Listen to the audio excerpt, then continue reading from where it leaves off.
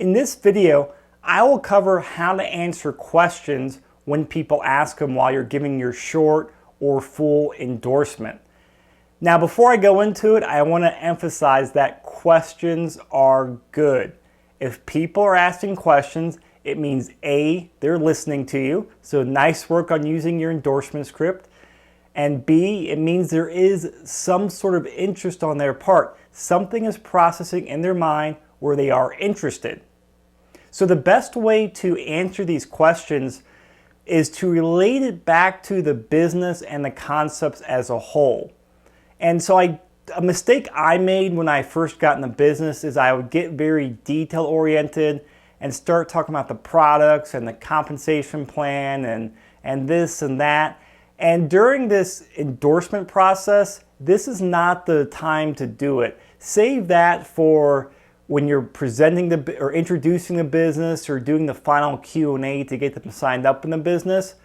But this is not the time to do it. You want to keep things very conceptual and back in the big picture of how this business will work and helping someone achieve their goal or solve their problem. So I'll walk you through a few examples so you get the idea. I won't do a lot, but I think you'll get the idea once I walk you through here and you can start doing your own.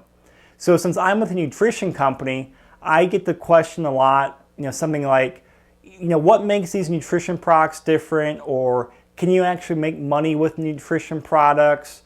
Or something along those lines. And so my response to what makes these products different from products off the shelf in the store, I could give a very detailed answer on on the products and get very scientific oriented. But if I'm talking to someone about the business, this isn't the time to do that usually. If you're talking to an analytical or a scientist background, it might be, but generally it's not. So I'd say, well, there's a lot of things that make the products different, but I'll kind of give you a few key points.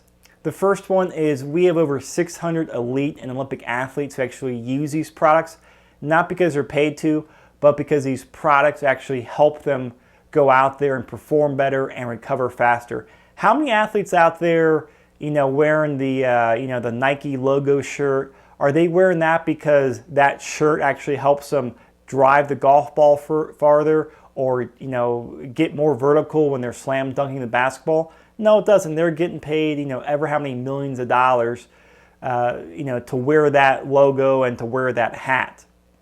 But I'll put it to you this way. One of the things that makes this different from a business point of view is that people do feel a difference on the products. So think about this. If I give you a product and it does make you feel better, maybe you recover faster from your workouts or just overall you have more energy or whatever it does for you, you notice a difference. Do you think you'll probably keep buying that product? Person will agree, yeah, well, probably would. Well, that's what happens a lot of times in this business and with our customers, because we do have this really good product with a lot of science behind it, which I can send you down the road. Bottom line is that when most people take this product, they feel some sort of health benefit, and then therefore they stay on the product for a long term. This does two things. That's actually what builds up the residual income, is by having a lot of people on the products for a long term. It builds a very strong and stable residual income. Plus, secondly, we get referrals, we get new business, and that just adds to the bottom line of creating the residual income. So you can see right there, I gave them a short highlight about using the product or who uses it with the Olympic athletes. But then I brought it back around to how most endorsements happen in the sports world or marketing world.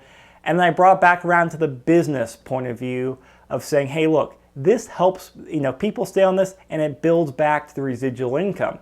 So if I use one of my examples where I was talking about residual income or a tangible product and like my retirement or my internet examples, which I often do, my main focus is residual income and tangible products.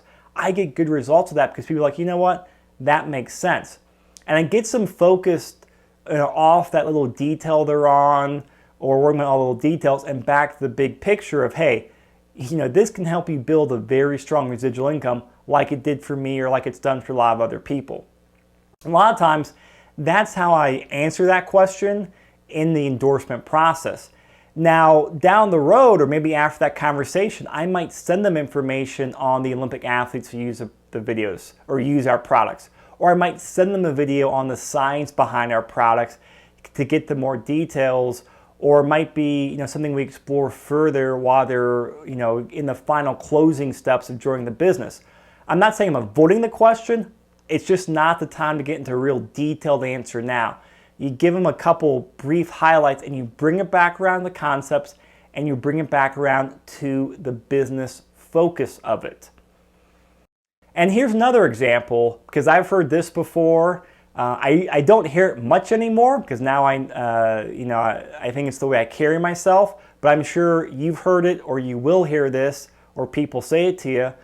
And this is, again, in regards to nutrition, or actually a lot of other companies have this as well. Well, there are so many other companies out there, so many other nutritional products out there. Isn't it saturated? I mean, you can't make any more money with it. Again, so you could go down a rat hole with this into all sorts of facts and figures and things like that, but it's not going to lead you anywhere. So you need to relate it back to the big picture on making residual income and building the business. And a lot of times I would just say something simple like this. Well, why do you think there's so many other companies out there? Why are there so many new companies starting up? And I would ask those questions and pause and make the person answer. A lot of times they'll say, well, to make money. Well, think about it this way. If all these new companies are starting up like you said they are to make money, does that really mean the market's saturated? No, it doesn't. It means it's a booming market and it's going to keep getting bigger and bigger because other people are jumping into it.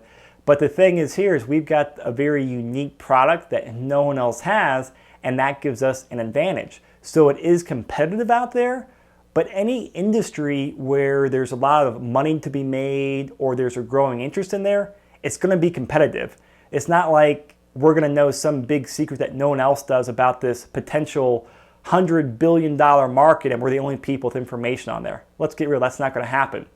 But if the market is competitive like we're talking about here, that means there's money to be made in there as long as you have the right product. And I can tell you, we do have the right product. I won't go into all the patents and scientists and all the stuff about the product, but bottom line, I'll put it to you this way. I've been in the products for 10 years myself, and I know the difference when I take them. I've gotten my parents on the products, and they know the difference when they take them. I've had a lot of people that I've gotten the products over the years from 8 or 9 years ago who've taken the products and they're still on the product today. What does it tell you about the product? If they're still on the product today while all this other stuff is out there, do you think the product works? Well, yeah, it does. Do you think it builds residual income? Yeah, it does. So right there you can see an example of how you can answer a question like that. So I just want to give you those two quick examples because it's very hard to give you all the ones out there and what will pop up in the conversation. Depending on what endorsement you're using, what product you're working with, what company, what niche or what type of person you're talking with, you'll have different questions pop up. But make sure you do answer the question. I'm not avoiding it here, but I'm making sure I'm bringing it back around to the big picture, back to the concepts, and relating it back to what we're talking about in the overview picture of things. Now, I do make a mental note, and then I do put it down in my contact management system once I'm done talking that the person asked about this or asked about that. And if it's worth following up again, I'll write it down to make sure I send them information or make sure they have it clarified as we introduce the products or introduce the business. But sometimes a short explanation like that's enough to get them past. But make sure you do record that in the contact management system. And again, as you get these questions, make sure you're keeping a business journal like I talked about in the previous video. Write those things down, then work with your mentor or your upline or come to the training calls and get your questions answered there and improve your word traction, improve the way you answer people's questions.